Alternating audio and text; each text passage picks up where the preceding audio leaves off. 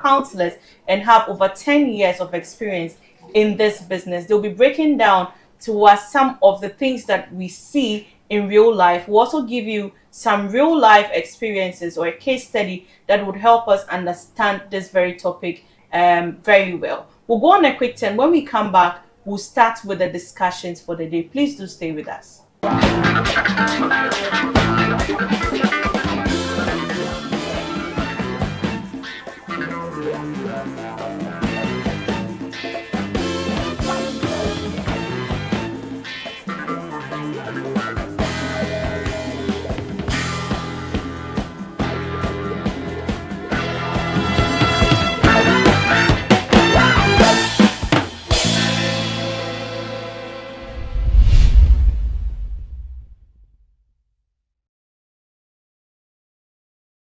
Here at Medifem, there is a lot that we do that we make our patients very, very, very comfortable.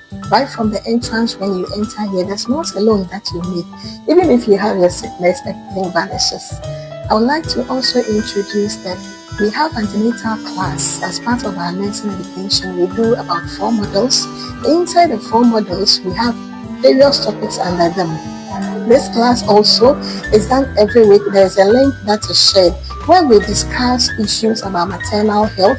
We also talk about neonatal jaundice, pregnancy-induced hypertension. It's a whole that we want everyone to come and experience. So kindly make it a point to come and experience Medifem, and you never forget. Remember that once you are not here, we are also not existing. Faith-based topics and religious doctrines oftentimes brews confusion, debates, defensive postures, and passionate conversations. As a people, our allegiance to a denominational doctrine and canons must not cloud our judgment to miss the real focus of being Christ and biblical centered. Do our doctrines mold and shaping our identity, or they cloud our judgment and enslave our actions? Welcome to Religious Doctrines on the Hot Seat, exclusively on Adward TV, every Sunday from 6:30 p.m. to 8 p.m. as our host Reginald Percival Robertson and Reverend Father Ebenezer Petrus take you on a captivating journey through religious doctrines. This live show offers compelling analysis, expert insights, and debates on vital faith-based topics. Dive into thought-provoking discussions that challenge your perspectives and deepen your understanding of religious teachings. Religious Doctrines on the Hot Seat, reforming mentalities, challenging dogmas.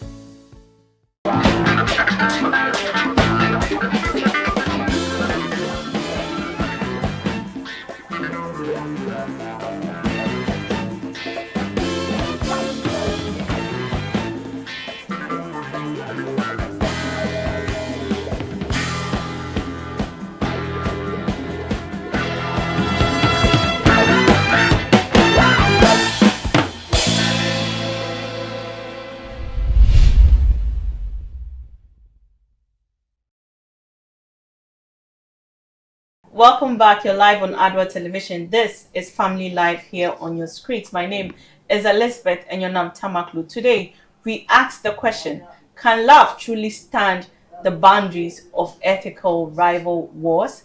Or what role does family play in these very unions when it comes to our traditions in the Ghanaian setting or even across the globe? We are hoping that after today's discussion, you are able to learn new things in this regard. Today, we explore the beauty and challenges of intertribal relationship, from marriage ceremonies and cultural integration to raising children in multicultural environments. How do couples blend tradition, and how do families embrace diversity? How, most importantly, how do we raise kids who are proud in all aspects of their identity? How do we make our children understand that they are from particular tribes without involving them in all of these tribal wars? Today, joining me to do this is Counselor Vicky Tete Aite. She is a seasoned biblical counselor and relationship life coach with more than 30 years of marriage experience, having guided numerous marriages and families towards healing and restoration. Also, is my very own parish priest, Father Emmanuel Sylvester Fenning. He's the parish priest for St. Joseph, the Weka Anglican Church, and he has over 10 years of experience. That's 13 years of experience in counseling. So join me, let's start the conversation, shall we? Hello, lady and gentlemen. For this purpose, I would want us to take out the title so that we can flow very easy. Is that okay? It's okay. It's okay. Okay. Yeah. Thank you so much for joining me on the show today. You're welcome. Thank you. Madam Vicky, you're looking very nice. Thank you. And you too. What's inspiring the whole traditional outfit? I like traditional wear, so Okay. yes, that is what I want, and I love it. Okay. Well, Father, welcome. Yeah. Thank you very much. How's your day going? All be so good. We thank God for this wonderful day. It's a nice day. It's a nice day, of course. And then we give God the praise. Yeah. Well, Madam Vicky, this is my parish priest. Yes. And he's loved by everybody. Nice meeting you. Yes, thank you, too. Well, today's discussion Yes. is very key and very critical Yes. in our homes and marriages. Now, we find people not being able to settle because of these rivals that are occurring in our tribes. There is a case study that I would want us to look at this morning before we even dive into the conversation. So let's go into it. So it's heartbreaking to see how tribalism still holds us back as society. I was in a loving relationship with an incredible lady for 3 years. We were serious about getting married, but when I approached her family for their blessings, they refused simply because of my tribe. We had fears of this, but still decided to give it a shot. Besides, you miss 100% of the shots you don't take. They, her family, didn't care about my character, intentions, who I was, what plans we had, societal status, or how much we loved each other. Like they gave absolutely zero consent about it. To them, the fact that I am Ewe was enough to end everything. The pressure from her family was too much, and we had no choice but to let go. This experience has left us wondering, why do we still have tribalism? Why do we still let tribalism dedicate our lives in this day and age? We are all Ghanaians. Shouldn't love and mutual respect matter more than where we come from? What happened in those days for people to generalize everybody's behavior based on where they come from? This is a case study of a gentleman who is speaking out on what happened in his relationship. Sadly, we would have to use him as a case study just to be able to educate the rest of the people out there. Let me first take your first thought on this before we get into the conversation. Let me start with Father. Yeah. It's really a sad story. I was thinking, but now tribalism should have gone down because we are all one people. Gone are days where it is so much intense, but now with Christianity and the rest, I was thinking such character should go down. Yes, because when you come to become when you are a Christian, you are supposed to unite no matter your background. So Christianity should have brought us together. So the parents should have asked about the character of the person or the young man instead of looking at his background, where is he coming from. So it's rather unfortunate. But to that young man, you can cultivate love as well. You can try another way. Well, let me come to Madam Vicky. Yes, you see, when you look at Genesis chapter 11, you could see that all of us were one until a man decided to challenge God and he changed our language. So we should know that we are one. I remember looking through the Bible, Abraham married his own niece. So he asked his servant to look for a woman from his background for his son Isaac. Jacob would marry his uncle's. But when Jesus Christ came, he came to unite us. So that curse of the law is no more. So all of us are one. So when you want to marry, the most important thing that you need to look for is character. And if that person is worshiping the same God with you, because we are one.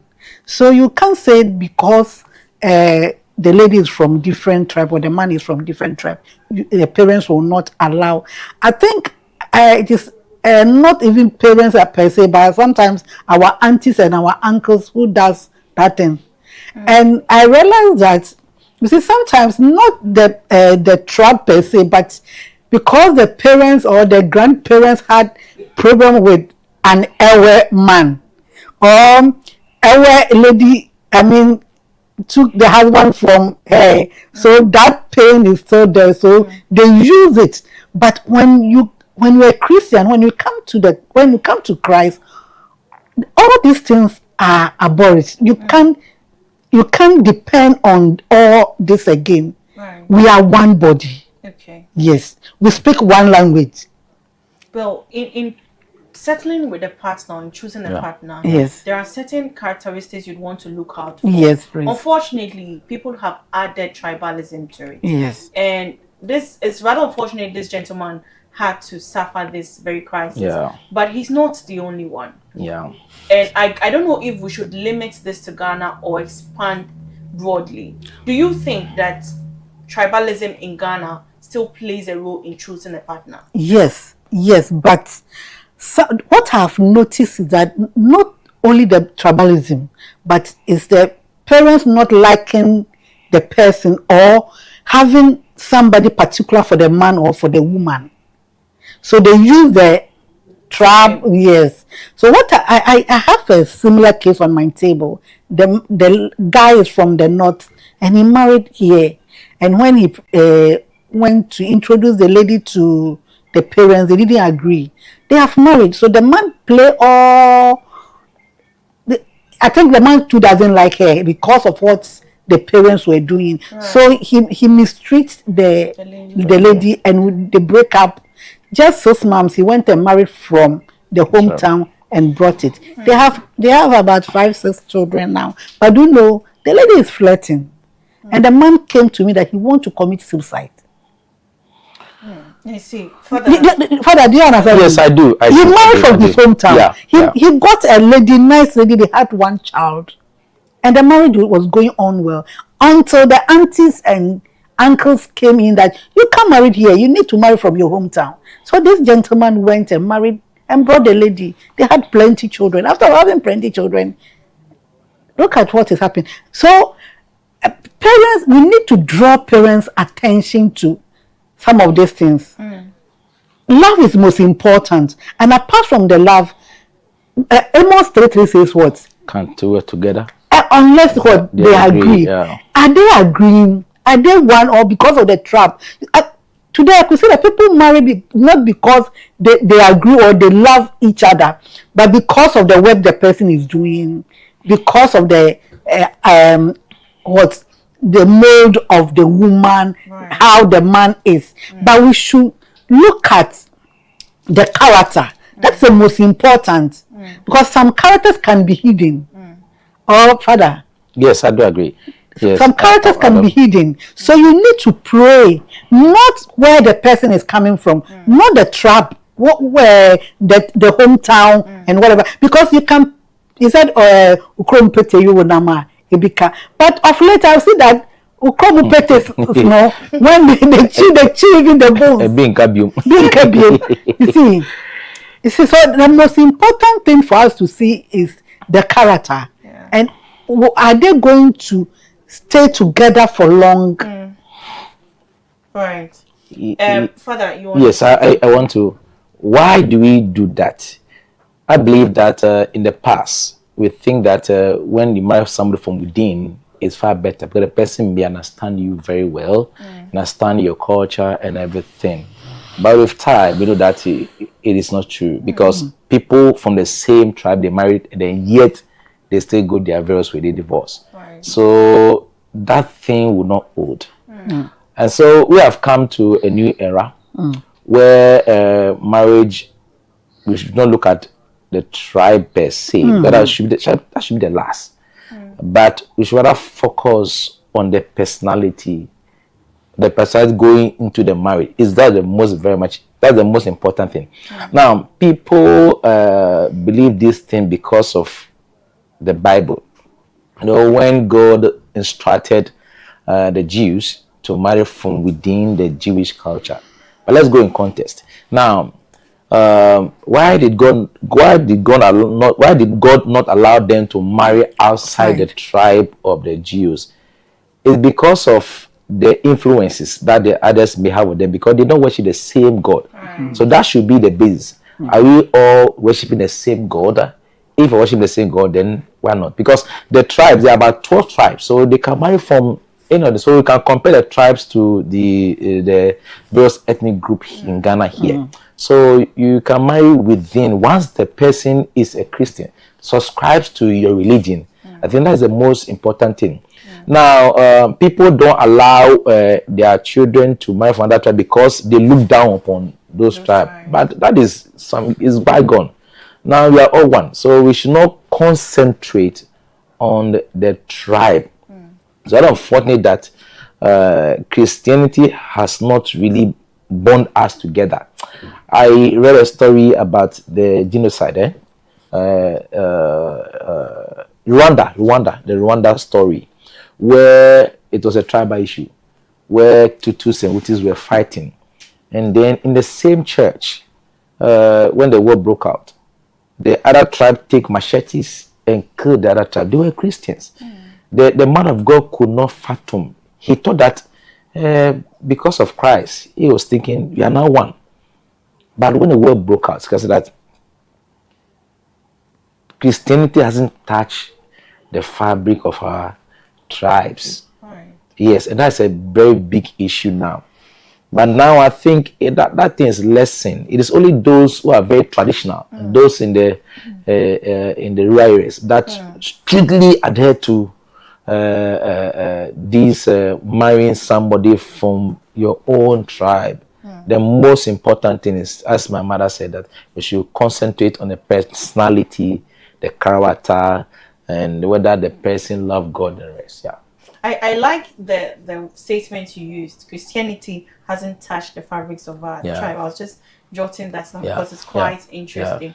Well, there's a saying that when you marry someone, you marry his or her family. And so if the family is saying no, why are you marrying the person? Because they have a lot of influence on your partner. Yes. You think that we should still ignore and say that we have gone beyond that era and go ahead with the marriage?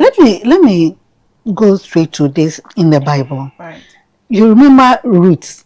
You remember Naomi. You see, as Father said, you need to marry somebody who believes in what you believe. Right. Naomi trained Ruth. Ruth was with Naomi after the death of his son. And Naomi brought Ruth to his hometown. And Boaz was a different, he doesn't live with, he's not Naomi, Ruth's tribe. It's a different tribe. But because Naomi knows that he has trained Ruth and Ruth believes in his God, he allowed Boaz to do what? Marry Ruth. That is the most important. If the person believes in your God, if the person believes in what you believe in, that's why I first said that how can two people live together unless they agree? They agree in what? They agree in the same thing.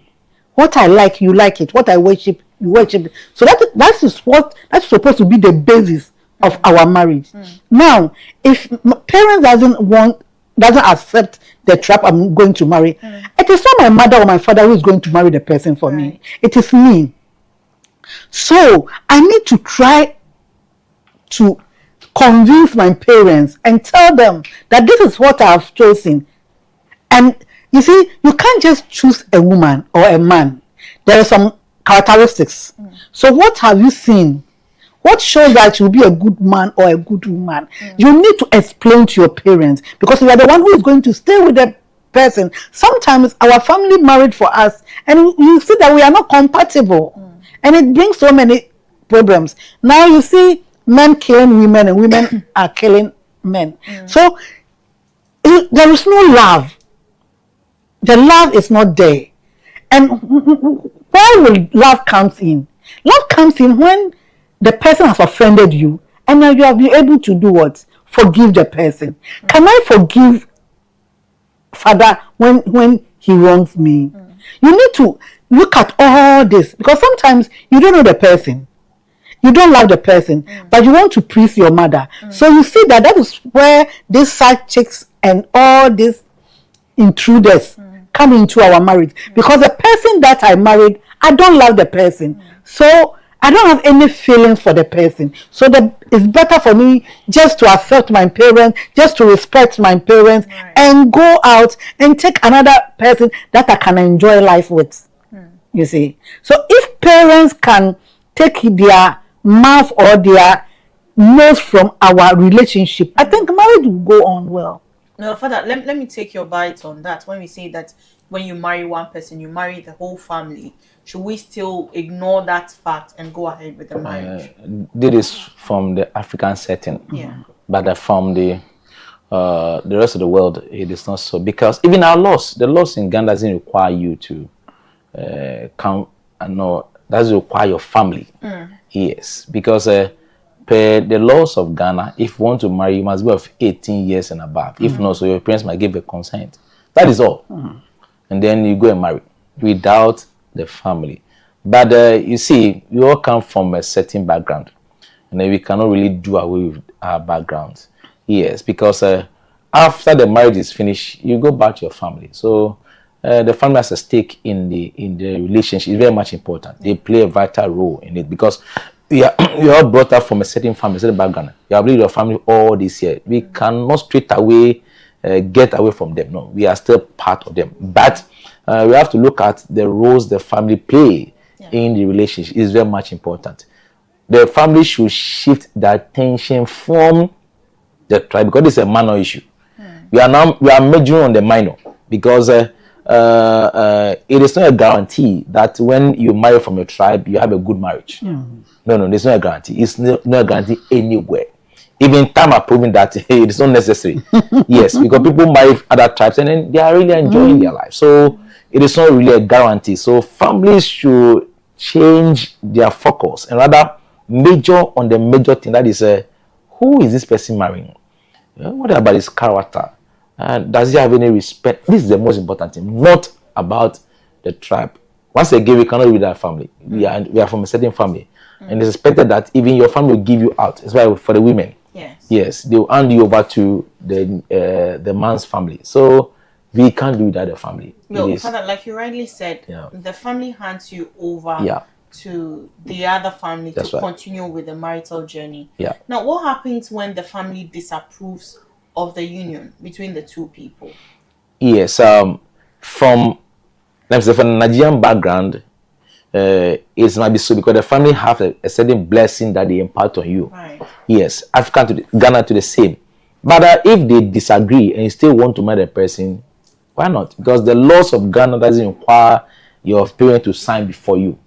Once you are of 18 years and above, you can take your own decision. If you are convinced that this relationship I'm in, it is for good, then go along. Or if you are convinced that God is leading to that relationship, go ahead.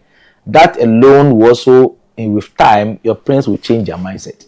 Yes, that is if you are convinced and then you know that this is where God is leading you to. Why not? Well, we can't let go of the fact that there's a particular blessing that comes with marriage, and that should come from your parents. Yes. Now, your parents disapprove of the marriage. They won't bless you. You go ahead to go and sign, thinking that, well, I'm 18 years. There's a part where you have to bring either a parent to sign. I think I've seen parents sign at some point. Yes. It is not so with respect to our laws that parents, anybody can come and witness for you. The laws of Ghana requires that anybody at all can come and then witness for you. Not necessarily a parent. Yes. So you don't need a parent to marry. Okay. Unless you are less than 18 years. That one you need a consent from from the parents. If not so, you marry. Now, Right. if the parents are adamant and then they are not willing to change, you've tried all you could do to convince them. You leave them and then go ahead. Then go ahead with And the go ahead. marriage. And go ahead. If you think that this same person is the person you want to marry and you're convinced that this is the person, then you go ahead, and then when the consequence comes to you, you bear by yourself. Father, will come to Yes, consequences. you bear by yourself. Auntie Vicky, let me take your So what I would say that in Ghana law, you don't need your parents to sign for you. In fact, after the engagement, you go to court to sign. The engagement doesn't work again.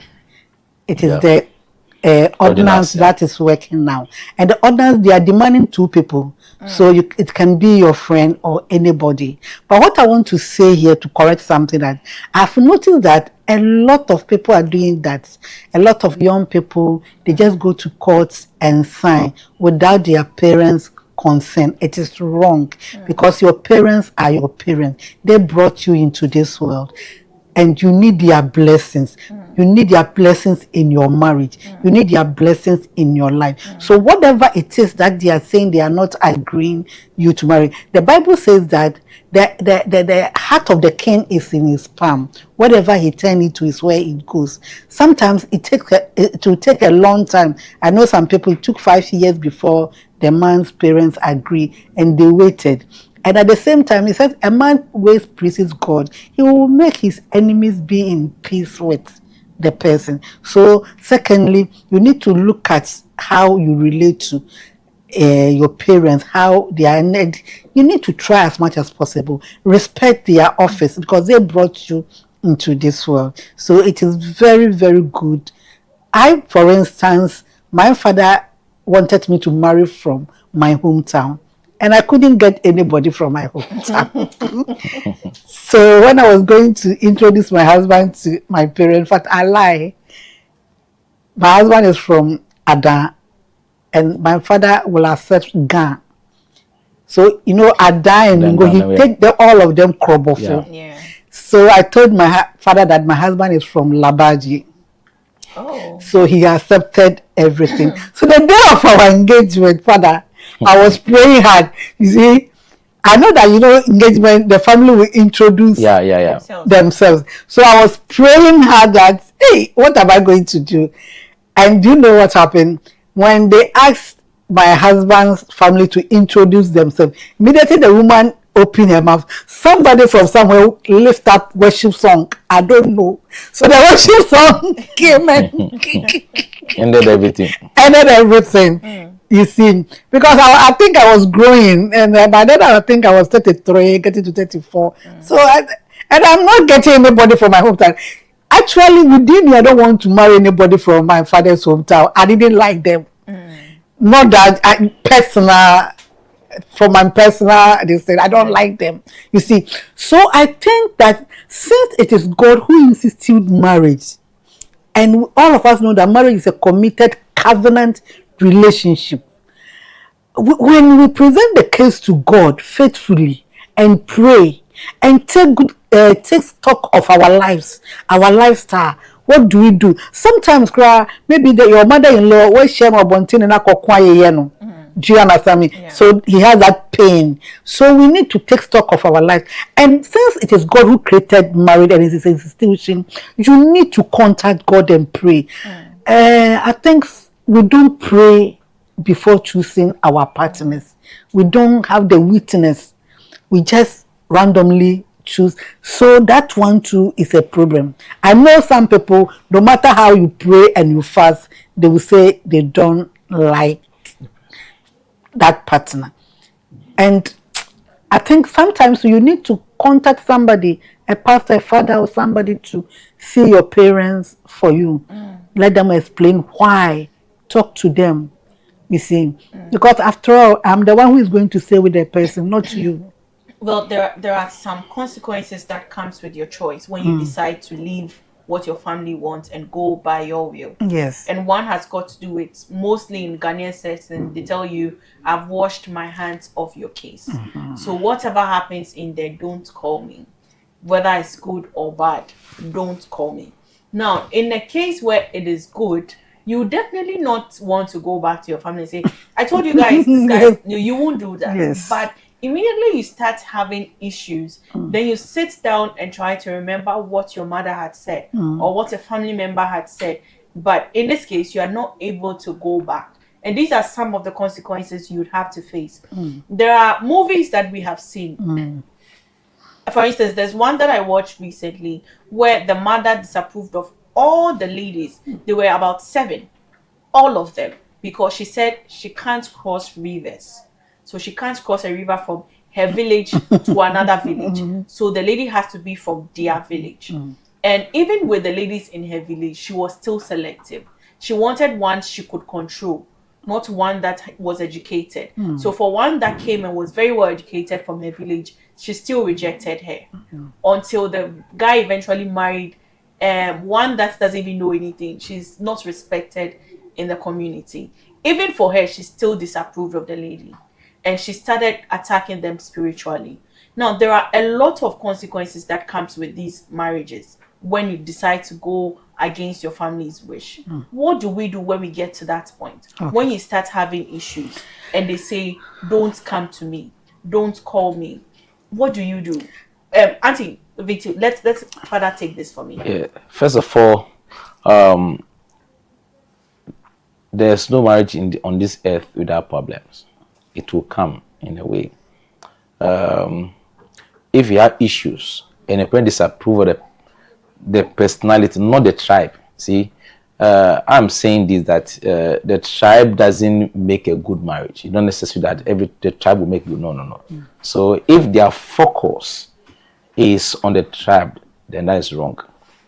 You marry a personality, and so if there are issues respect to the marriage where your parents advise you not to marry the person, and you went ahead and married the person, yes, as for going back, you can go back. And there's nothing wrong. If you go back in the circle, fine. You have other aunties, uncles. Not the entire family will not disapprove of you. It's like you are bringing gold to the house. Everybody will take it. So you go. If you have a church too, you go to the church as well, because the church is also another family. You talk to the priest. The priest will lead you to your parents. I've resolved issues like that. Not necessarily marriage, but somebody business issue. And then the uncle got a business, and then she traveled outside without the knowledge of the uncle. Things did not go well. So she came back, and I was supposed to go and resolve the issue. She came to me, I don't know where, but she managed to come to my office. Lashibi. Then I have to come to Mokolas inside there, kind of beg on their behalf. So, as always, you have to go back. The prodigal son in the Bible, he left, and then he still went back. So you can still go back. Okay. You go back to your parents if they are not talking, if they are not seeing you, or they are not allowing you to come. Go to the church. Right. That's Vicky. Yes. So what I want to say, that you said something that even the mother started fighting them spiritually. Yeah. You see, sometimes that is what some of the parents and relatives does. When they are not approved the marriage, sometimes they will pretend they like your partner, and they do all these things just to bring problem onto their marriage. That is why I said marriage is very sensitive and it is spiritual. So when you are going to marry, you need to look for the spiritual aspect, psychological and the sociological. The spiritual aspect, we don't look at it. We just look at we look at the social and psychological aspect, but the spiritual aspect, we don't look at it. If your in-laws Christians, you need to pray, because anybody that doesn't want you to marry will fight the marriage. Anybody that advises you don't marry this person will by all means fight the marriage. So you need to pray and cover yourself, because a lot of divorces that we have it today, you see, after the divorce, then the couple will be sitting down and say, I don't know what happened. And that person who told you not to marry the person said, I told you. Do you understand? So marriage is more spiritual than we thought. So you need to pray about your marriage. Other than that, whether it is your mother, your father, your siblings, anybody, even friends who doesn't like the marriage, will do all these things against the marriage. Sometimes the person will speak evil about your partner. I call them interrupters. You see, they interrupt the marriage, they interfere with the marriage. You see, they are not invited, but they come into the marriage, especially when there is a little problem. That is why when you have a problem, discuss with your partner and talk to God, or find a very good counselor who has a knowledge, or a pastor who has a knowledge about marriage before. Other than that, when you go back to the family and report it, that means they will tell you. In fact, your mother will say, I saw all this, but I didn't want to say, because if I say it, you will not agree. That is why I kept quiet. But if you have come back, praise God, don't go back again. But marriage is not like something that you go in and you come back. It's forever. So you need to prepare yourself. That is why you need parental blessings. You need to prepare yourself well. You need to weigh yourself, the person that you are going to marry. When we as we are talking about tribalism, you see, there is a particular tribe we know in Ghana. They are very boastful, superior. They look down upon other tribes. So if you're going to marry in that tribe, you need to weigh yourself. And during the courtship, you need to weigh yourself. Mental health, because they will abuse you. And there is another tribe too, which abuse people emotionally. They like insults. And you see, one time I met a lady from that tribe, and I was talking to her. Why do your tribe do that? They insult. They take it as nothing. So as we are taking it personal, that my husband says I'm a dirty woman, or my wife says that I'm a dirty man, they think it is nothing. But in my tribe, like a Kwiapim, it will affect me so much. So when you are going to marry, you need to consider all this. So sometimes your parents will tell you that this tribe, this is how they behave. Are you prepared? Then you weigh yourself that some people are especially women, we know we are emotionally down. Every small thing, then our mood change. Yes. So are you prepared to enter into this? So this is what we need the parents to do, or tell us, not to reject our partner, but to caution us that if you marry an Ewe man or an Ewe woman, this is the consequences. If you marry from a Shanti, this is it. If you marry from a Chim, this is it. And you need to look, because one thing, that every family have the way to they build them, the way they do their everything. So maybe I may come from a Chim, I know how to insult, but because of my environment where I was trained, I don't insult people. I may come from a Shanti where they boast and they feel superior over other tribe, but because of my training where I was trained, I'm not like that. You see, so we need to consider all this before you enter into the marriage to face this. One of the things that I've realized is, no matter where you are raised, there will be a little trace of where you're coming from in your blood. You behave in a particular way. Father, don't you think so? Somehow, because well, we are all product of society as well. So there may be something little, but not to be insignificant. Yes, it may show up in a way, but if you are cautious of that, you can't be able to change it. Yes. So it's very much important to know your background, and then know what you like and your dislike in a family, and that alone can be able to lessen down this tribal issue. Now, exposure also bring a lot of change to us. If you are being exposed to other tribes, you are moved from your culture or your tribe to other tribe and live among them. You can see that you can learn from the other tribes as well. Okay, we do this way. Okay, this one is nice. Then you start to adapt, because the human being is dynamic. You change along the way, so you are not static, and that's why you must not be so much glued to your tribe. Yes, right. You can learn. Exposure is very much so. Okay. If you have exposure, it affects your life. Yeah. Yes. Well, let's take a breather here. We'll be right back to continue discussions.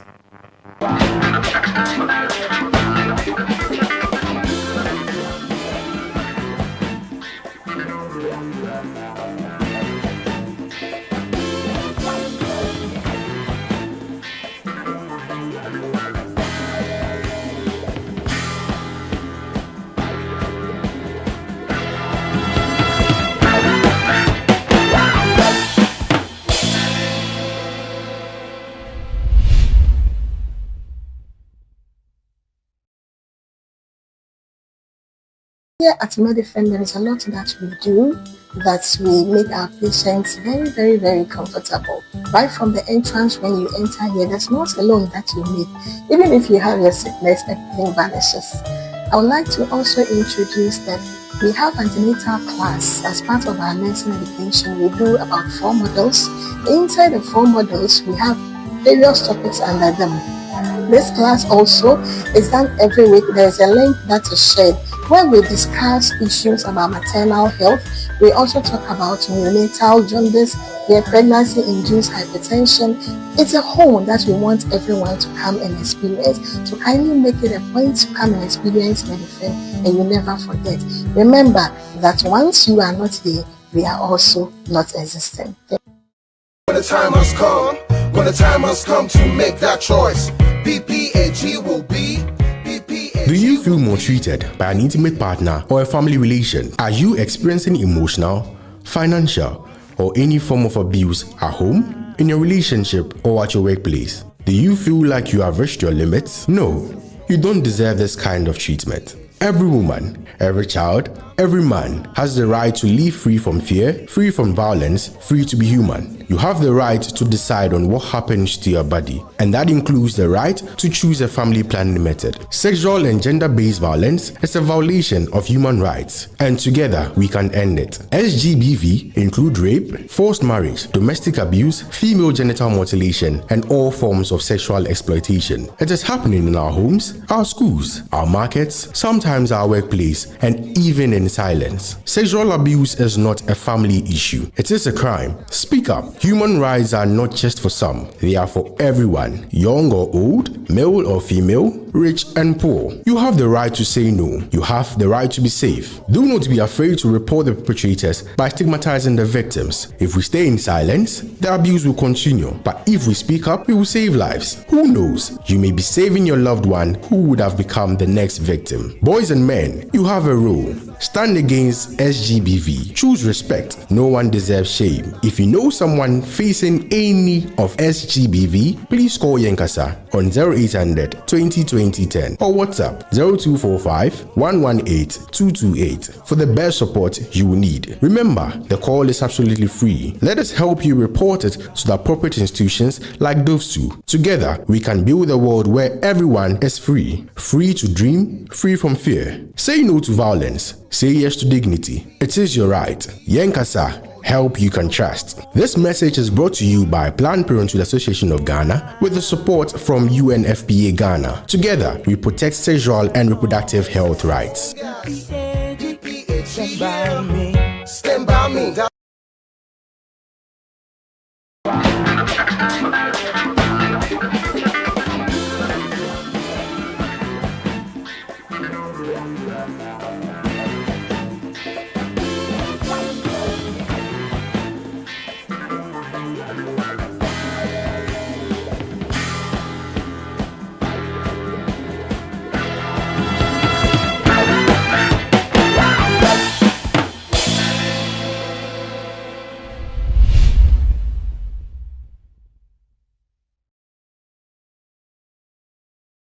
Welcome back, and thank you so much for choosing to stay with us. This is Family Life on Adult Television. My name is Elizabeth and your name is Tamakloe. So far, we have been exploring the roles that families play in unions or in choosing a partner. So if you're just joining in or you haven't missed out much on this conversation, but you could also do well to play back to be able to follow the discussion up to where we are now. So before we went on the break, we were asking about when the family disapproves of the marriage, are you allowed to go back and all that comes with it, and also the influences that comes with it.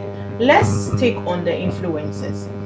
There are some marriages that because they have disapproved of it, especially when it comes to the male side, the mother is saying no, but you know the men have a way of going around the things and they say yes, this is what I want, so the mother would just toe in line, and at the end of the day the marriage happens. They start to speak into the minds of their sons or into their daughters. At some point, you would realize that even if the picture is not so, they start to see the picture like that, and it influences their behaviors towards their wife or towards their partner. In that instance, how is a man able to make the difference between what is actually on ground and the picture that his family is trying to create into his mind? And how does he navigate between pleasing his family and then his partner, just so he's not found wanting in any of these webs that is going on? Auntie Vicky. Such a situation, the woman must be very, very wise. When you are going to marry and your mother-in-law is not in agreement, you need extra prayers. Because after the marriage, they will make sure they will influence their son. Right.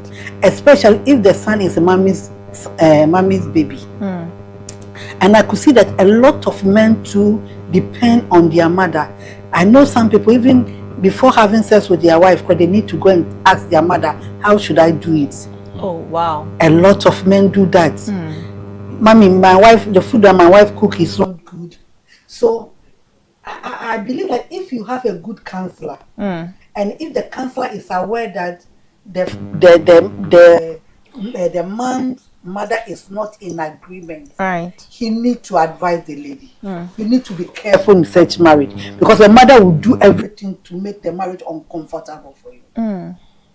So you need to pray that your husband will continue loving you, and you need not to play any nasty game, because a lot of I can't count it.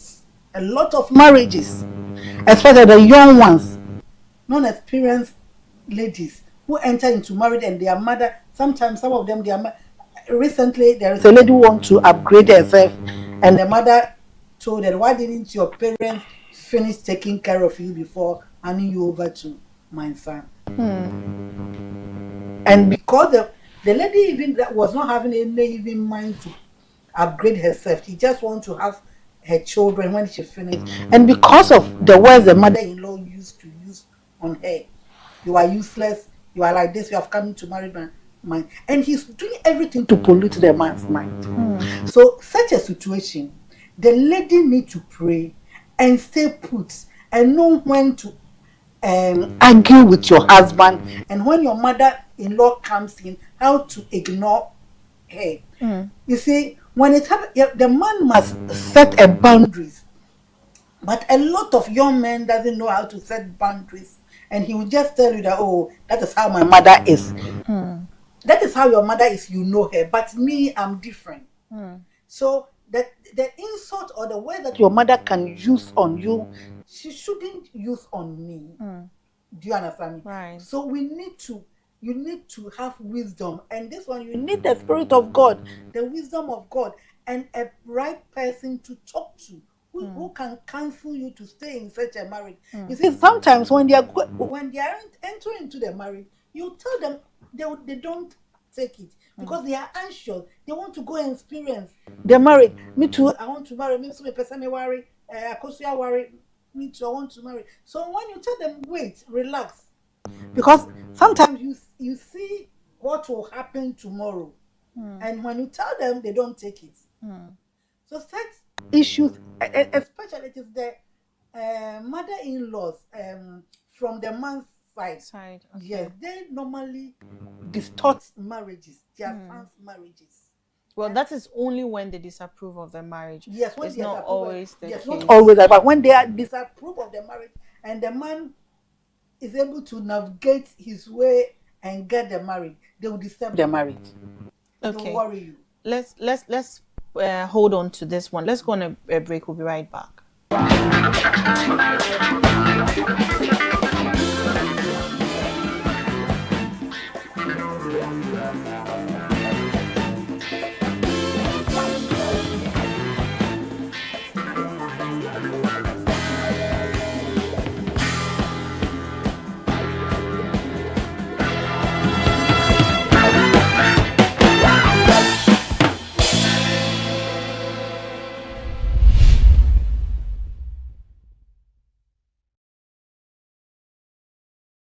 When the time has come to make that choice, PPAG will be PPAG. Wo keni bi a oben wo ana busieni bi aye wa yayade ana wo fa yayade mu sika fam watinkam ana mpo adwumam eye wo se wahye wo ho so a nanso sesei de wapem on debi wo mfata se wo fasa oyaw num oba abofra ana bema bia wo ho kwan se otenase a ehu bia nim fa hodie efri basabasa ye ho fa hodie esanse oye onipenti wo ho kwan se wo senior wo pese eto wo nipadua ho aginaye a family planning ene ho akwankyerɛ ka ho enane bobia so nyina so basabasa yo ye nipa fa hodie ntietia so na ye ka bomu a ye betumi dia ba wiye SGBV no bi ne emunato ohye aware efie mu asetena yaya ade ema twetietwa ne ne ekeka ho nyina ekoso wo ye efie mu suku ahodom ejom mpo ye nwumem enti kasa fa hodie enni ho mankrofukuro kakra bi o fa hodie ewo ho ma ye nyina se akoda ana panyin obema ana oba odefo ana ohiani wo ho kwan se wo ka debi wo ho kwan se wonya ahobambo enso se wo beda wo a wodi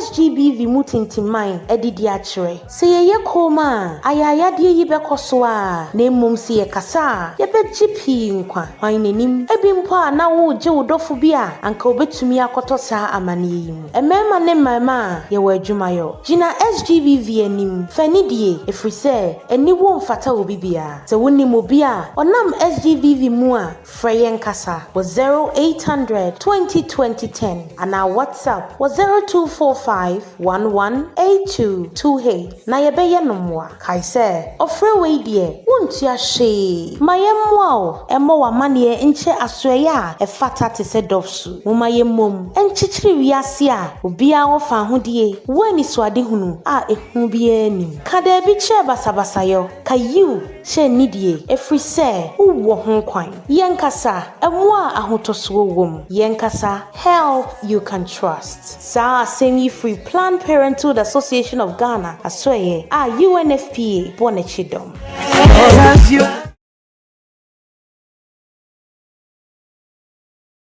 Here at Medifend, there is a lot that we do that we make our patients very, very, very comfortable. Right from the entrance when you enter here, there's not alone that you need.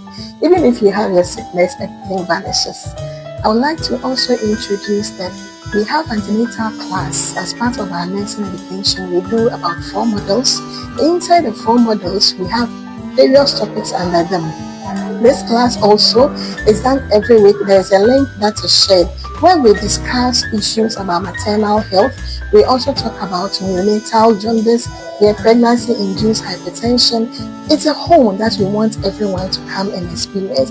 So kindly make it a point to come and experience Medifend and you never forget.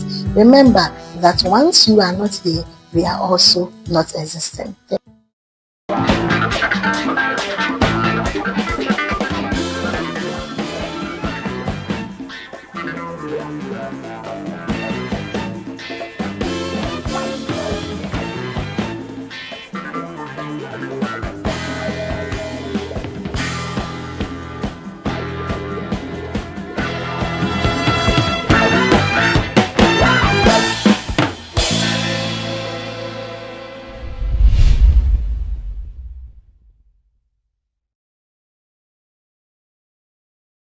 Thank you so much for choosing to stay with us. This is Family Life on Adwa Television.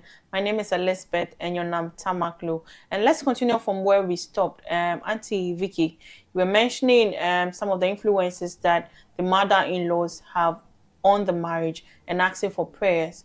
Now, you touched on the lady's aspects where she has to pray more. Now, with the man, how does he balance his home between his mother and then his wife? Okay. You see, you could say that some of the men are not mature. Immaturity. Before you enter into marriage, you need to be mature. So I pray that the counselors, when they are counsel them, they can sometimes hold on and give them time, because a lot of men are not mature before entering into marriage. Marriage is not by age. Some people think they are growing, but marriage is not by age. It's by maturity.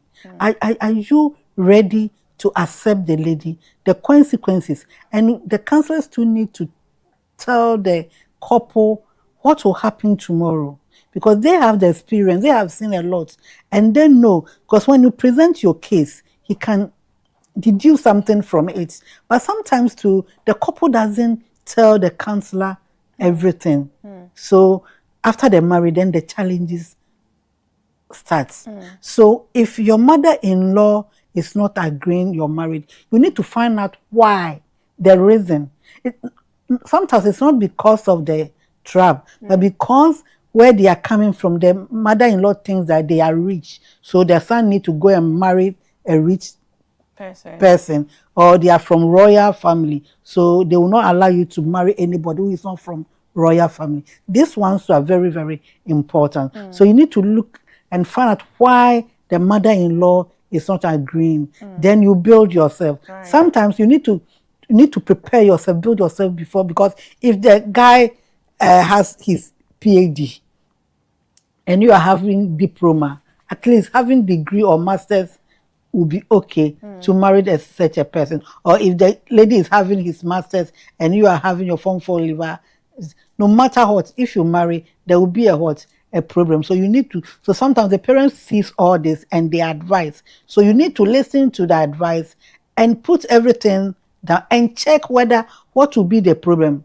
Some of these red flags, you don't see it before entering into the marriage. Some of the major red flags is after the marriage, before you see all these things. But before you get married, you definitely see red flags. Yes. Even if they are minor, at least we've gone to understand that you don't ignore them. Yes. Because they can be basics for what would actually happen when you go in there. Yes. So if your man is one that would listen to his mother, it tells you what will happen when you eventually get married. It means that most of his decisions will be influenced by his mother. Yes. And so maybe that is where you say that he's not matured enough to take decisions on his own. But let me come to father. In the case where the man would want to balance between his mother and his wife, knowing very well that his mother disapproves of his wife, what does he do? Yes, one of the requirements of marriage, one of the context, is that there must be a living, because the Bible says that a man will leave his father and mother and cleave to his wife, and the two become one. So this living entails living independently of your parents. And so once you have taken the decision against them, it means that you have left. You have left them. Now, you need to go back to them and ask them certain things. Marriage is for mature people. Now, yes, it is believed that maturity comes with age. So as you age, you get mature, but it's not always the case. Sometimes so experience can make you a mature person, though you may not be matured age-wise, but in experience. And so maturity is how you handle situation. Yes, so we encourage all the men to be able to live independently of their parents. Not only their parents, but friends as well. They must be able to live off from them, so that they will concentrate on their marriage. Well, once in a while you can go for advice, but as you listen to them, you have to apply your own. Now, counseling, people think that counseling is giving advice. Yeah. It is not giving advice, no. It is rather laying the facts before you and you make a choice. So I tell that, oh, if you pass this place, you go to Mokola. If you pass this place, I go to Kaneshi. So which way are you going to take? So we'll lay the facts before you. That when you listen to your parent too much, this is what will happen in a marriage. When you listen to your wife too much, so we will lay it before you that, please, this is what you are supposed to do. Choose which way is most suitable for you. So they must be able to live off their parents and not all them friends as well, so that they can concentrate. Then whatever they hear from outside, they should not act on it immediately. Right. They should process it, sit down to see if it is true. Then they can be able to know what to do. But if your mother told your parent told you something, quickly you don't even sit down to analyze the situation, and then you acted or you act, you see that you find yourself in the position or the place you don't want to go. So that's on the side of the man or the other partner trying to balance between his partner and then the mother. Let's take the instance where the other partner is the one who is being disapproved of, what work does he or she have to put in? Is she supposed to please her mother-in-law, or is it about what her husband thinks? Yes, not to please the mother-in-law. She should be herself. If you're a good person, it will show. So you don't need to be overly nice to your mother-in-law, but you be the person you are. As a good person, she will like you. Well, some may not like you to even that, but you just be nice to them, and then the man too. Be nice to your father-in-law, your supposed in-laws. Behave well with them. So that they may overreact in a certain way, but just keep your cool and behave nicely towards them. I believe with time things will change. Well, there's a saying that if you want to know how your husband will behave when you guys go out together, you should look at his mother or his father. I don't know if you've heard that before. I was listening to a counselor recently, and he said this. He says, if your mother-in-law is fond of shouting in the bathroom, know that your wife will do the same thing when she grows old, because she's copying from her mother. Is that the case? It's not true. Maybe partially, maybe, but it is not. I will not say that it's totally true. No. You see, look at the millennials, Gen Z, and Alphas. Yeah. What do they pick from their mother? Nothing. Do you understand me? And environment too counts. Unless maybe the person is staying with their mother, doing everything, but a lot of things, no, it is not true. What else I noticed that is the trace of sickness. Okay. That's Because hereditary. yes, because they live together. If you are eating rice in the morning, all of us are eating rice. We are eating fufu in the evening, all of us are eating fufu. So because of what we eat and the way we behave in the house, if there is any sickness, it's run through the blood.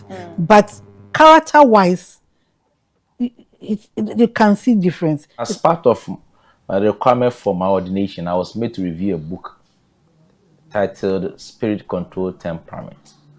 And in that book, you study about the temperaments and then how they behave the rest. But there's something significant in that book in that it said that you can't be able to change your temperament by the Spirit of God, by prayer and conscious effort. So some of the traits of our character comes from our forebears, our parents, sometimes our grandparents, great grandparents, they are dead and gone. But if you realize that this temperament or this character is causing me a great harm, all you can do is that pray that God should help you to change and make conscious effort. And with time, change will come. So this is about spirit control temper. So that's some things you learn from our parents. For example, there's a way I speak, and then sometimes I realize that I'm speaking like my daddy. Just then I can shout at you, hey, come on, come here. I just realized that's how my father used to say, hey, come. So once you realize that it's not good, you pray that God will help you to change. So that's my advice to such people. But I don't agree to the fact that in your old age you may behave like your parent. They are different from mine. My father is different. My mother is different. All of them are different. Me too. I come with a different set of character traits. So not necessary. I will be able to. I may behave that. No. It may be possible, but not entirely. That's right. But one thing is that, you see, when you look at personality traits, you see, sometimes the environment, the way they treated you, you know, the way your parents treated you, it affects you. Say the way show and behave towards you, treat you, it affects your life negatively or positively. And to say, when you are raising your children, if you don't take time, the way you behave towards you and the way they raise you, why you careful, you do the same thing to your children, because you know that when you sin or you do something wrong, your father will cane you. Until you are used to. Until money baby kakrabia no akofa cane. And the way your father shouted on you, the way they behave towards you. Mom say, you are raising your children, but you say, you see that thing. But and pimping, if you get somebody to draw your attention, yes, because you see, I said you try coining say chia. So when you get somebody to say, what you are doing, or listen to advice or counseling or reading books, personal life. When I was doing my masters and I realized that the way I'm behaving, the way I'm treating my children was very bad, I shouldn't. Because it's like when I was learning psychology, then I realized that the way I'm shouting, it is not good. That is why they are behaving like this. But I didn't know. So when I regretted and I'm going back, I don't know how to get that relationship with them. But I'm just praying to God that they would understand me. So I remember one time I went to my first daughter's room and I was telling her that I've realized that I did this and this. I'm sorry for me. I think you are one in a million. Eh. Because now in an African home, Oh no. even when the mother finds or the father finds out that I didn't do well in this direction with my child, they say Onupa is never wrong. Wrong. Oh, okay. So instead of coming like you would approach your child and say, they will find a nice way to get to you. By night toffee. Hello, you just call you and send you just so you can establish. No. I went to my daughter's room and I told her that I have seen some behavior and I don't like. And we were talking and he said, oh, she too. But when she contacted a psychologist, this is what the psychologist told her. So I realized that, yes, it is true because I did this, that has caused this. So I'm very sorry. So I'm trying my best not to, because I saw that the way my father treated me affected my parenting, my relationship with my children. And in personal, because it's like every time I'm ready for battle.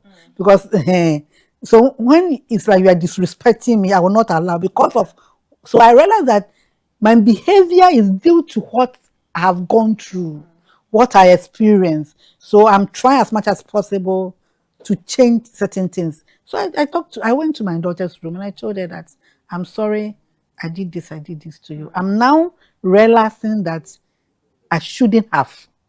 So that is what we're supposed to do. One, Mr. Macro, character. You can't change nobody can change you except God. You should know it that if I want to change, it is only God who can change me. Apart from that, where I find myself, you say when you go to Rome, you do what? Do. So where I find myself, if I come to studio, I will not walk like walking on the street. So where you find yourself to build you. Let me tell you, if you have a twins, one is living in Ashaman, one is living in the East Legon. The one in Ashaman knows that if you slap me, I need to slap you back.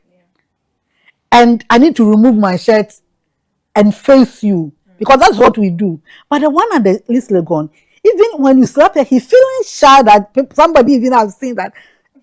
So he wants to hide herself. Do you understand me? So our environment counts, where we grow up counts, and when we are living to count on our behaviors. Do you understand me? So that's why you can't change somebody. But I believe that environment too changes.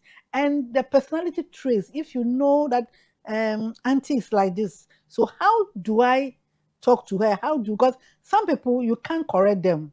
So you need to think about it, pray, and find a way of correcting them, especially men with their sickness like ego. You know, every man has a sickness. You see, they are built with it. They are born with it. It's part of them, like women and the moon swing. Every man has what? Every man has what? Ego in them. So he will never accept his wrong immediately. It takes time. So it takes prayer before you go to your husband and tell Danny, this and this and this wasn't right. But immediately when you go, you will not accept it because of that sickness in them. So you should study the person you are dealing with, study your partner, study your family, know your mother, and know the environment. It will help you to build a good Well, in relationship. studying your partner, you study the environment, you study wherever he or she is coming from. It also allows you understand better who you are dealing with, and Yes, that's correct. yes, yes. Okay, Father, I don't know if you'd want to take a bite on what she was touching on earlier. Yes, just to add a little, we are all product of society. That's is true. So where we find ourselves in as a way of influencing how we behave. And so if you want to behave well, then possibly you must change your society or change the people around you or change the people you work with, because eventually you become like them. So one, you must realize yourself. If you don't realize yourself, then I don't think you can enjoy your marriage. I heard Miles Morrow or Brother Marine saying that um, to enjoy marriage, you must enjoy your singleness. Yes, because Maybe it's true. yes, Uh, because if you go into the marriage and still have this mindset of singleness, it helps a lot. For example, if you are alone, you will not wait for somebody to come and help you to tell you to do your bed, clean the room. No, you don't wait for somebody. You will do it by yourself. And so, if you have that mindset already there in marriage, as soon as you wake up, you take broom and sweep. Doesn't matter if you're a man or a woman. This is the angle was coming from. That have this mindset of singleness, that everything depends on you, and don't wait for the other partner.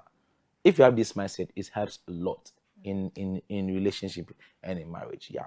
Well, we've been able to establish the roles that the family is playing, some of the challenges that would occur, and how we should resolve it. Now, let's come to the instance where now they are married and they're in the house. From two different tribes, they're living together. They're supposed to coexist, tolerate each other.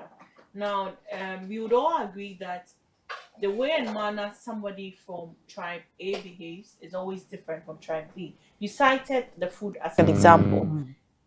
Typical of an Ashanti home, Sundays are for fufu. You come to an Ewe man's home and you will not eat fufu on a Sunday.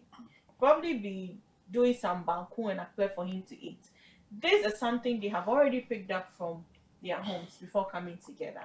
There are some expectations from both ends. How are they able to balance this?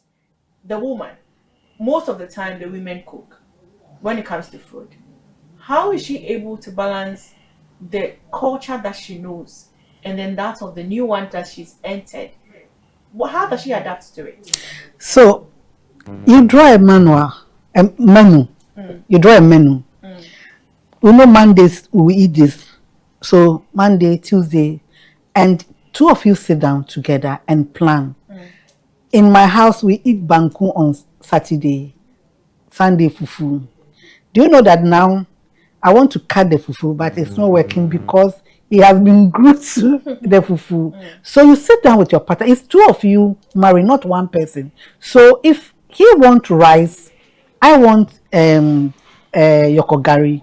How are we going? Because if we cook rice and we cook yokogari, we may not have enough funds to do that. So we agree on eating rice Monday, then Tuesday we did what? We eat the yokogari. So we need to plan together. So have manual and menu is very important in every home.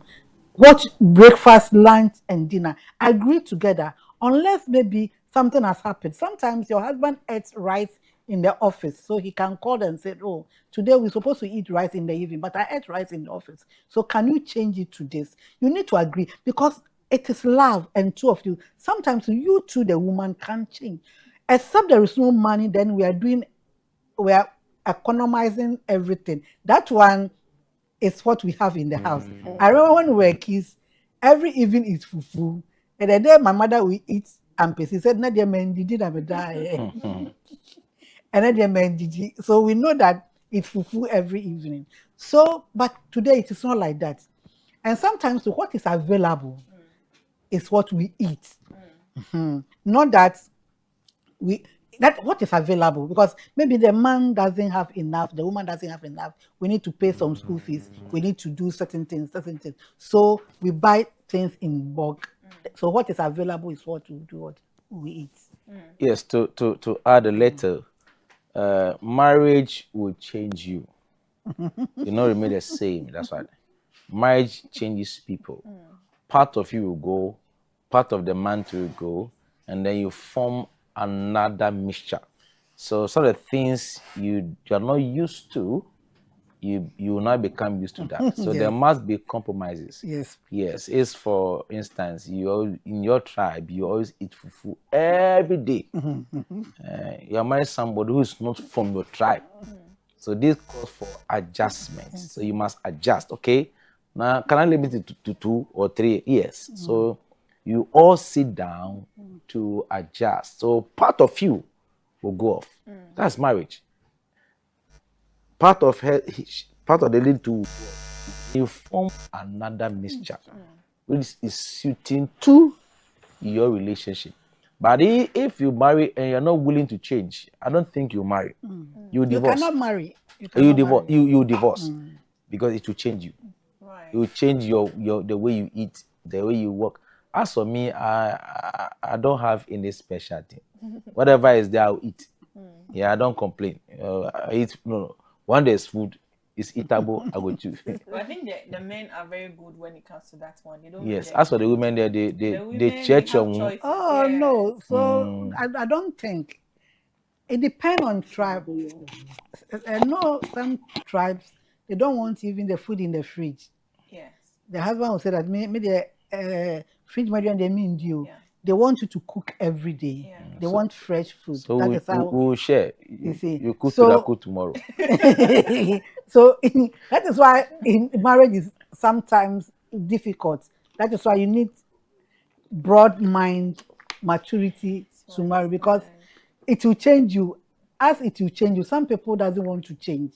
So you see that every time there is a problem, there be a problem on our room. There be a some do you understand? Because worry me now, but as time goes on, things change. Maybe when I married you, we're not having children.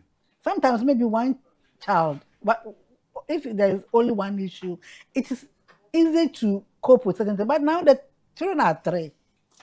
Recently, a man came and told me that the wife doesn't respect him again. So when I met the wife, do you know the problem, father? No. You know, at first when she served, she will bring water to wash. Woman in so they are running, sir. Na watanane na wadidi. That time the woman was a housewife. She was not working. But now the man has come home. He has retired. So the woman has started frying yam in the front of the house. So he's selling. So he will quickly come and prepare for the man. Then he go back to take care of it. I say, when is that?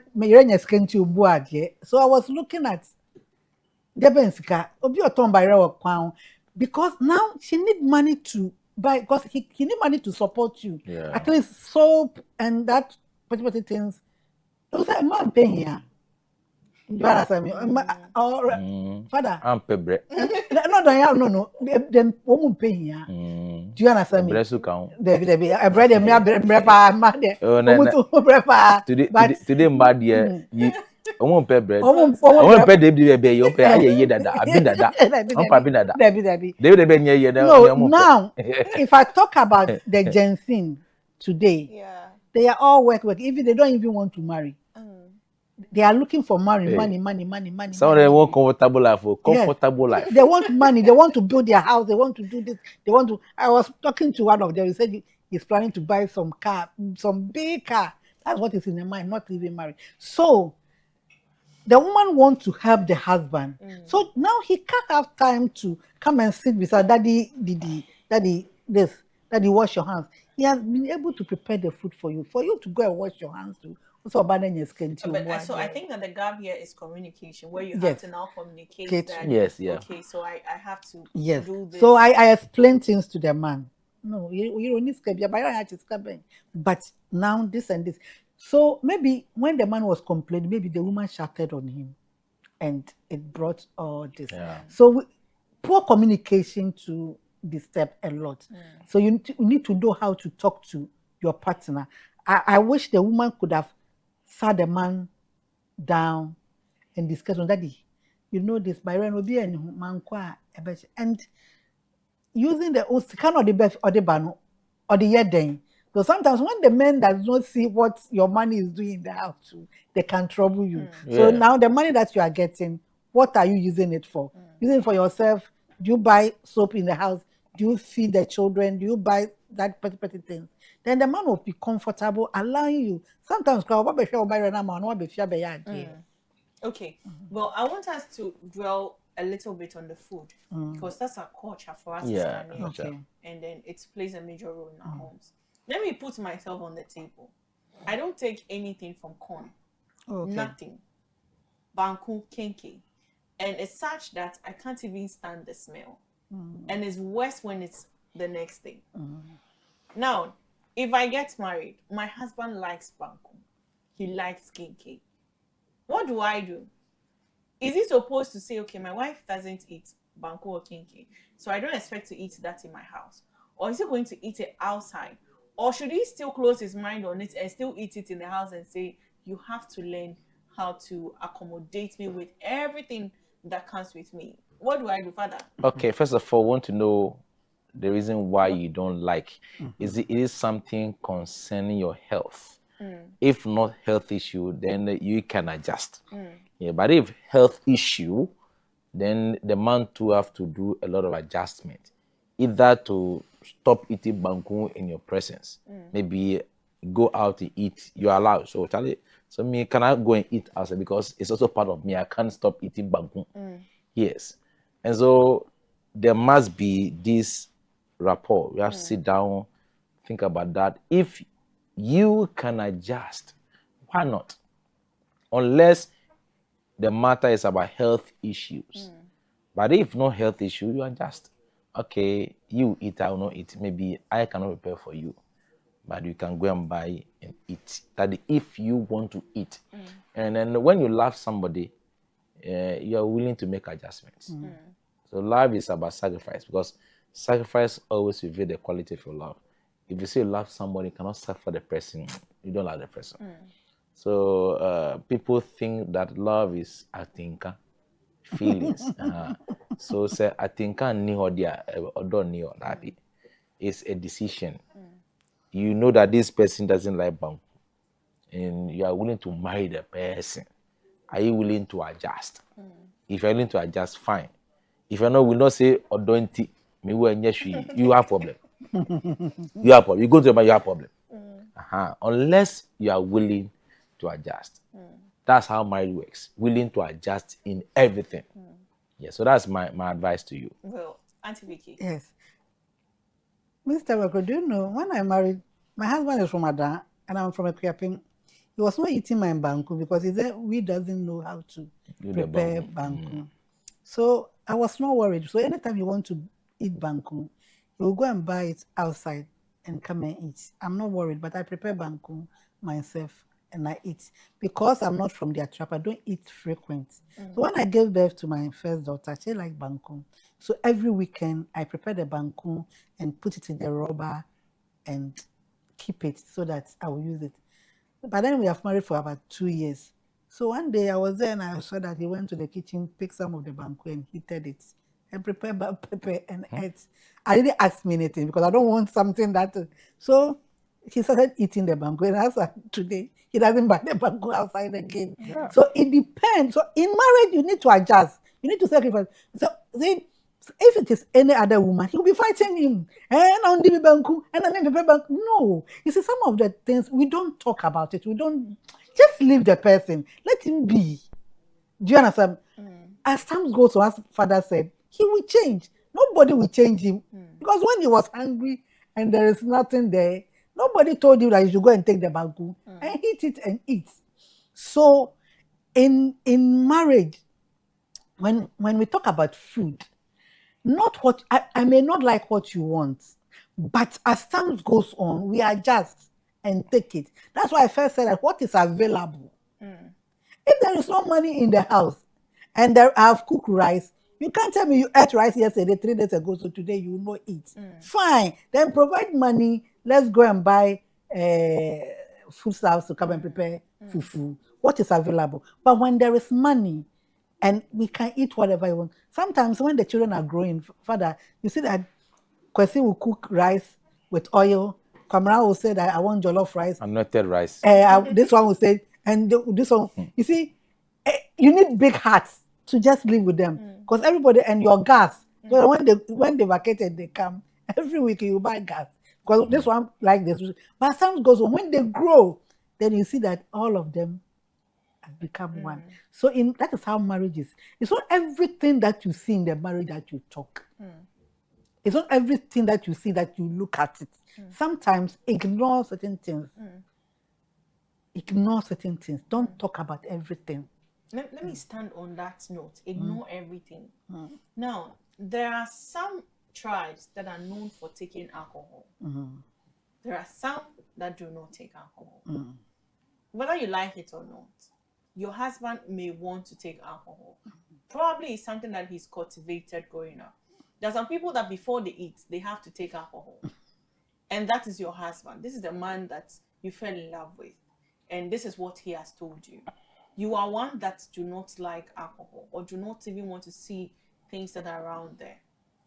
He's expecting that when you prepare the food, he will sit and take a sip, maybe one bottle, one green bottle, so that he'll be able to enjoy your food. And you don't want it. So it means that when he sits without drinking the bottle, he won't eat your food. Or he may eat it, but not eat everything. Now, that becomes a problem. Now, we are dwelling on lifestyle because every culture has different lifestyles. So this is somebody from this kind of a background, whether it's from the lady's side or it's from the man's side. What do you do as the other partner? Okay. Now, I don't know a tribe that for them their alcohol is part of them. It's more like individual character. Right. Yes. So you liking to alcohol, it is not because you are from this tribe. It is your character. It has become part of you. And if it is part of you, then you can change. That's why you can change. Once you are willing to make adjustment. Now, this woman are married or this man doesn't like this. And because of that, I have to be able to adjust.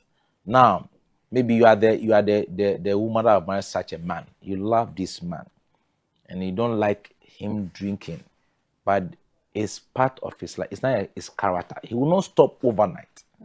So I have to engage him. Oh, chala dienenye o, kefane bashifio.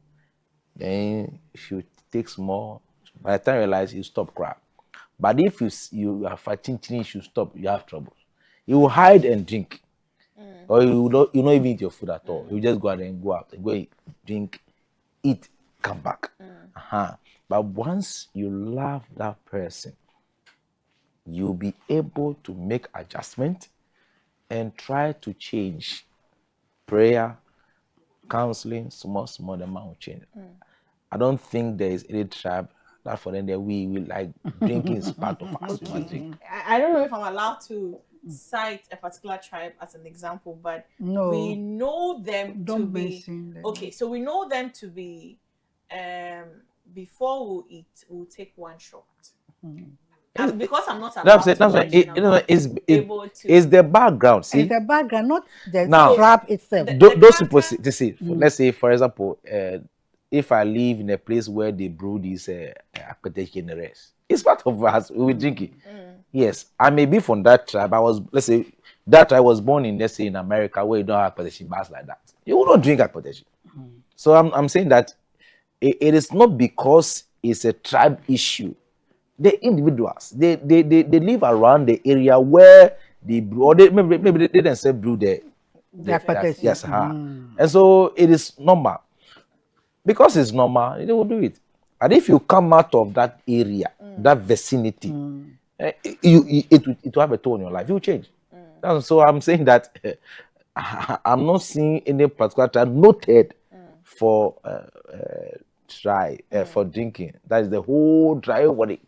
The whole town, they are When talk about tribe, all of them does that. All of them. every tribe drinks. So you may have one or two who may not do that.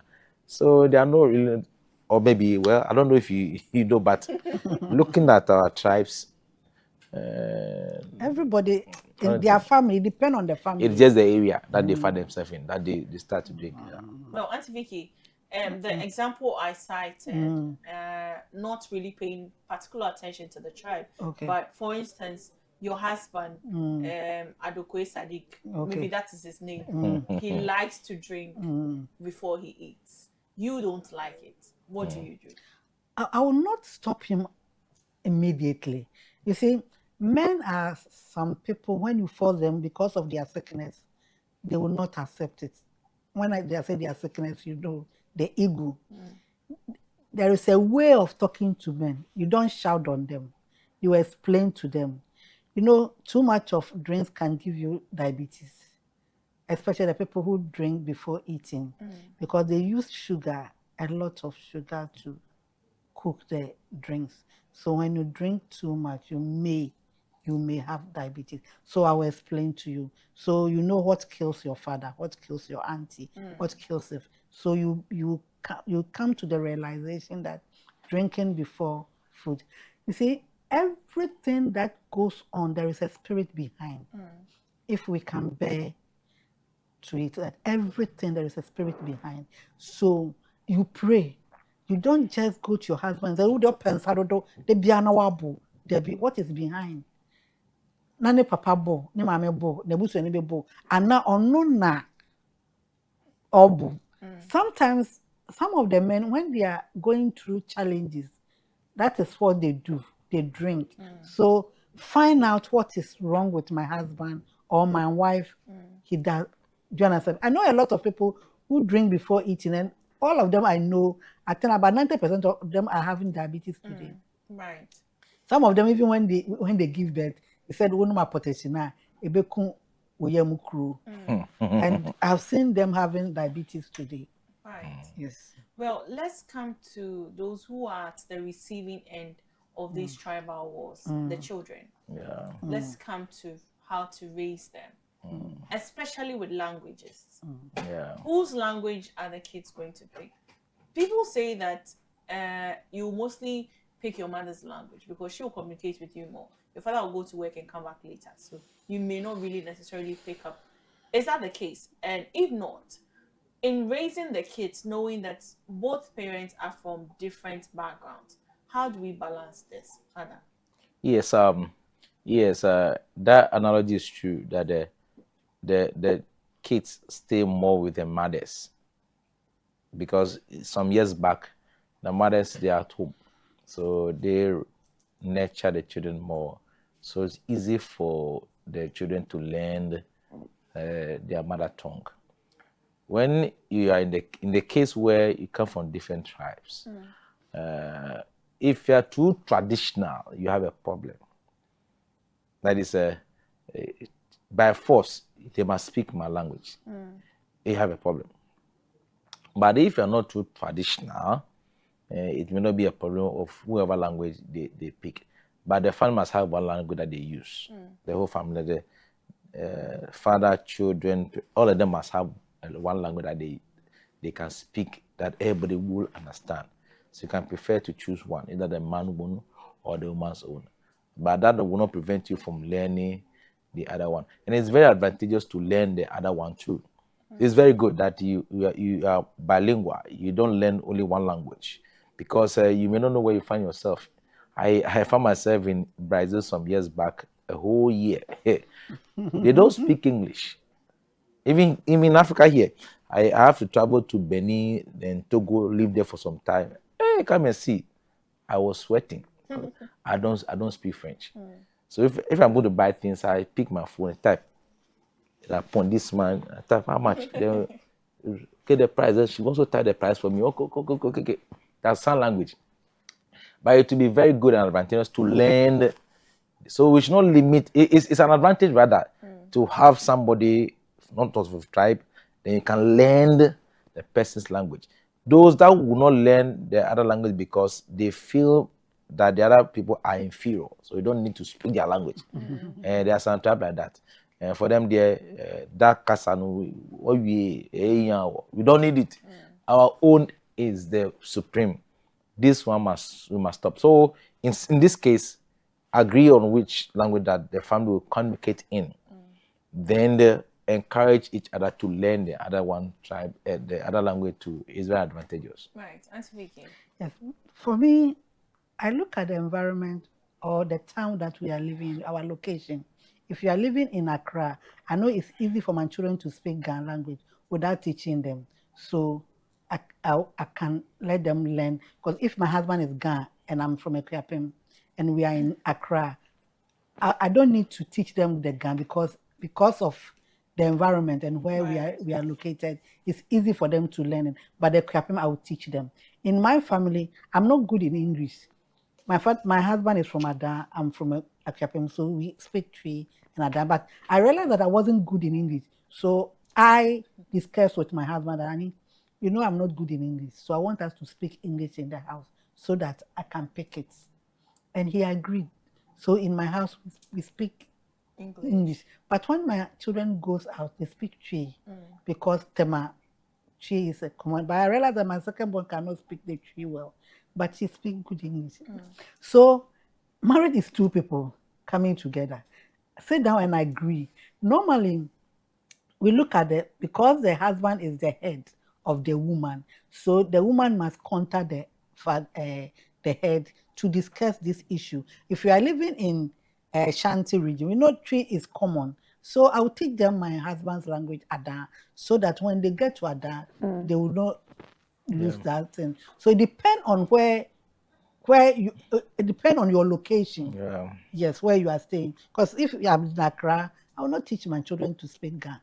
When they go out, they will just pick it. Yes. So the language that, like father is saying that he went to Togo, if he can speak French, like it will be good for I small. or I get small. Do you understand me? So that is what we need to teach our children, not what me a santi need to say. But miss me manica santi, and I'm if I be a gun. Teach them what will help them, because I know English will help me wherever I go. Twi will not help like English. So I said, no, honey, agree with me. Let us speak English in the house so that I'll build myself. And to add a little, language bands us together. See, earlier on she cited the story about the Tower of Babel, how we have different languages. And then when I see that you can speak my language together, we go. So we form, that's how we have the tribes. And that makes you part of the community. I remember one day I was working in England, and I went to London first time, and I don't know the place.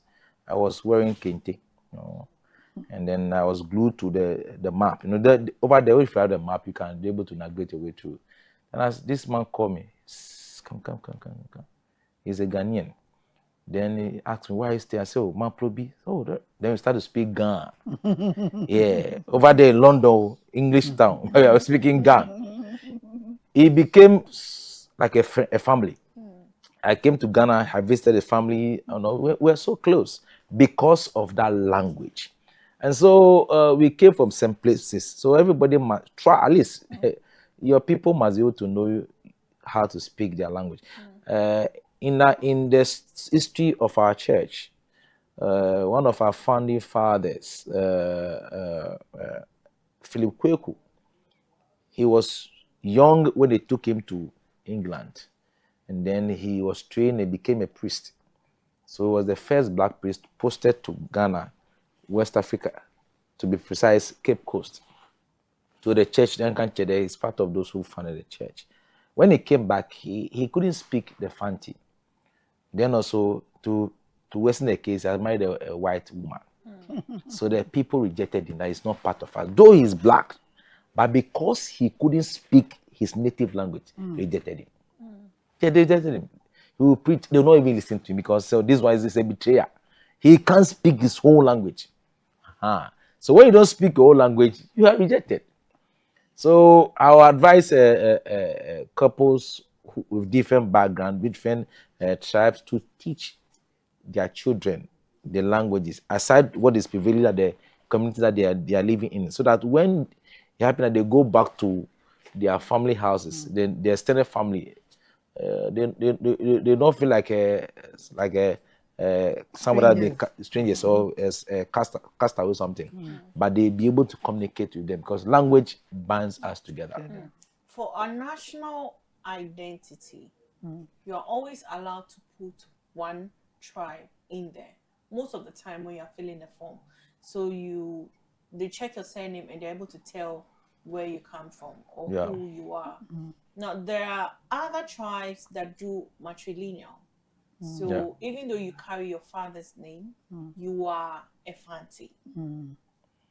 In such cases, the children are forced to pick one tribe and identify as that. Is that not a barrier for us? Such that now kids are able to speak maybe the mother tongue and do not really focus on the patrilineal aspects because they feel, after all, if I'm going to write my name and ask what tribe I belong to, I'll say I'm an Akan because I'm matrilineal. Now, there are others that would still have their father's name, but yes, they belong to their father's family. And so they identify as one. What happens to these kids? How are we able to tune their minds to say, well, yes, you are having your father's surname, but you belong to your father or you belong to your mother? Where do we draw the line when it comes to all of these things? You see, in Africa, let me say, I know Africa. Even what the Bible says, the man is the head. It's the head of the woman. So when we do everything, we take the man. You are following your father, not your mother. But in Akan, for instance, my mother's hometown, where Kropon, ye di wafa de. Inti, me wafa wua, me na japa de beye media. But we don't do it now. Everybody take care of his children, biological children. Gone are the days that he said, wafa wua, would you wafa de? But we don't do it again. Because when you go to voter region, so even if you don't know your father, they can sack you. Go to your father's family. So we need to train the children, make them understand to respect the father.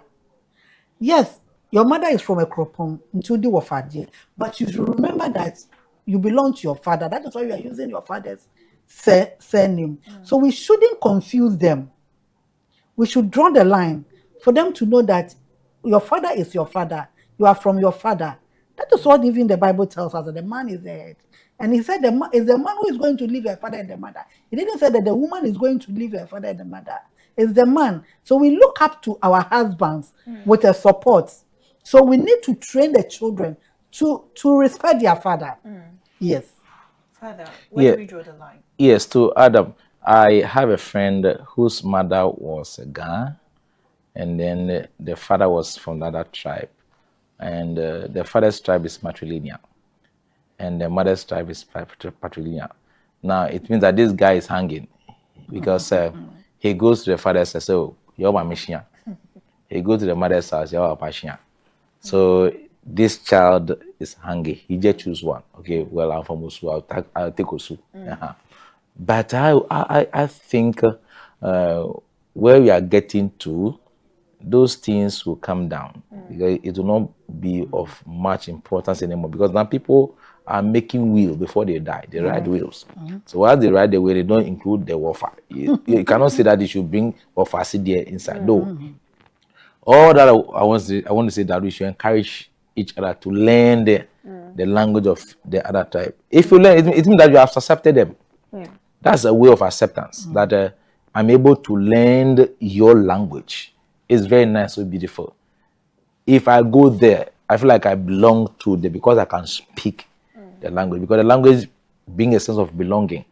So I would advise parents, or let me say, people who have this intermarried from other tribes to be able to learn the language of other. They should not downplay that, so this one is inferior. No, see it as important so that your children can be bilingual. They can learn 2 languages, 2 or 3 languages, and it is to their advantage.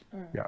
Well, in a family where the parents are from different backgrounds, of course they behave differently, and the kids may be forced to choose a particular side, especially when they listen to one party more than the other. Yeah. So you find mothers telling their children, "Oh, your father is from tribe A. Those from tribe, this is how they are. Don't mind them." So they grow with that mindset or that notion, and even that can go as far as influencing their choice of a partner in future. Yes. So they yes. know that growing up, my father was like this, and he's from this tribe. I don't want to have anything to do with this man. What advice do we give to parents in that line? Vice versa, the man could also do same, especially when the kids are very close to him, and then the mother is exhibiting certain traits to be like, women from this place, no. So their sons also pick that up and grow up with it.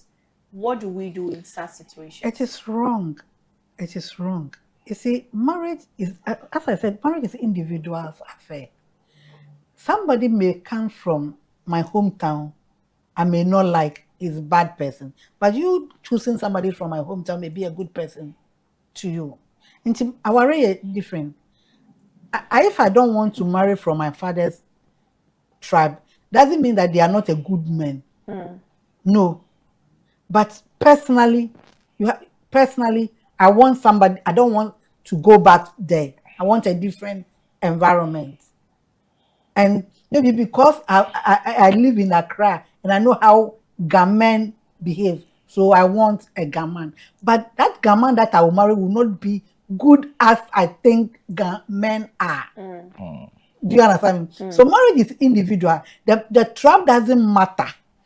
What matter is the individual, the person I'm going to marry to. Do you understand me? Yeah. So I cannot advise my children that, oh, for the woman you, so don't marry from your father's family. Like, I didn't want to marry from my father's hometown. That doesn't mean they are bad people. No. So I cannot, if my daughter brings somebody from my father's, I will be happy because I've gotten. So it is my personal, not you. We are individual. So what I like, you may not like it. So I cannot never advise, and we shouldn't do that, to advise our children, marry from this tribe, don't marry from this tribe. Because the tribe that I said, the person he is going to choose may be even a bad person. So leave them, let them go, let them explore. Whatever he will bring, just guide them. Most important thing is to guide your children. Guide them, but don't choose for them. No, you may choose wrong. Right. Because appearances are deceptive. Yeah. Appearances are deceptive. Okay, Father. Yeah. There's this scenario where somebody married, and then the man's family are not from Accra, so they're in Volta region, and the woman's family is here. So the children, they are all staying here. So the children knows the woman's family more because that's the setting they were born in. It become easy for the children to adapt to the woman's family and their culture. Right. It become difficult for them to adjust because they are not living in that area. Now, in that scenario, it is up to the parent to paint good picture for those tribes. Okay, though you are here, your father is this. You should not spoil the mood. Don't bring negative. It's easy for you to say negative things because some of them have experienced things from the other, especially when it comes to widow right and the rest. And because of that issue, some don't want to marry because of that, how their widow right is. They don't want to. And then also, I was posted to Nungwa, my first post, that's my first church. And then I asked some people in the community, would they be happy to marry somebody from Nungwa, that is from the same area? And they said, no. Most of I asked almost 10 women. They said, no. They prefer marry somebody apart from, they don't want to mess a Nungwa man, somebody from other place. And I asked them why. So now, it seems that the Nungwa men don't respect the women. And I laugh. So, are you sure? Yes, I'm sure. So I said, it's not true. But because she lives in that environment, I've seen how their own people treat their wives or their sisters. So it's okay, if that's the case, then let me go as well. So allow the children to experience. Meanwhile, the people ask, their parents were from Nungwa. They are Nungwa indigenes. But because of the exposure they have had, they prefer to marry somebody apart from their locality. So allow the children to explore it, and then they themselves will come out with which one they want to follow, and that one you don't influence them. But I'm saying once again, I'm saying it is easy to influence them because of they are living with you. You can say some sweeping things about the other tribes. Yeah. Well, the last area I was going to tackle on, Father, you already started from there, and that's to do with the widowhood rights and all those rights that comes with death and even marriage. Yeah. Is this something to look at or consider when you're getting married? Because, Father, you said you spoke to them and they said no. They had their reasons for saying no. Now, if a man approaches you, I'm from tribe A, and you know in tribe A, when the other partner passes out, you shave your hair, and you don't want to shave your hair. Would you say that because of that, I won't marry you? Or do you look beyond that and say, because of love, I would marry you? Is love enough to get you to make that very vital decision? Father, because you started, let's continue. Yes. I said earlier on that love is a decision, not feelings. So marriage is not for small boys. You must consider all these things. If you are willing to adjust, why not? You can marry. But if you know that this rite of passage, I cannot bring myself down to go through, then please don't go there. Because marriage is not by force. It is not written in the Bible that says, thou shalt marry. It's not by force. You can choose to marry or not. Or find somebody that you are comfortable with their culture. Because now you cannot run away from that cultural practice. It will one day come to you, because one day you will die. Because when you are extending the vow, say till death. So we anticipate that one day death will come in. Not you, but the other person. It will come in. Whether one day death will come in. And so when death come in, these are the right of passage. This, see, those who want to marry don't consider this. They don't start to think about, okay, what if you die? How was the ritual? So you think when you think about death, you will die. It's fear. But they should consider now, because there are some rituals you must go through as a widow or widower. If you are not willing to go through, please let the feeling go, and then make a decision to marry someone else. Right. It is not by force, unless once again you are willing to go through that rite of passage. Auntie Vicky. Yes, dear. You see, as Father is saying, you need to consider all this before entering into the marriage. So that it will not be something that you don't know. But you see, today, because of Christianity, some of the widow rights have been cut off. Like, for instance, people doesn't want to marry from Fanti, because they'll say, Uknuwa, they will put pepper in the fire for you to sit, and then it will go into your eye. Yes. So I remember, and some of the tribes too, they will lock you and the dead body in the room for the next day. So are you prepared? You see, the reason why they were doing that, especially the dead body in the room, that, you know, some of our tribes, they think that when your husband dies, it's the woman who have killed the man, or when the woman dies, it's the husband who have killed the woman. So if you are not the one who killed your partner, be with your partner in the room and lock the door. So, but now we have noticed that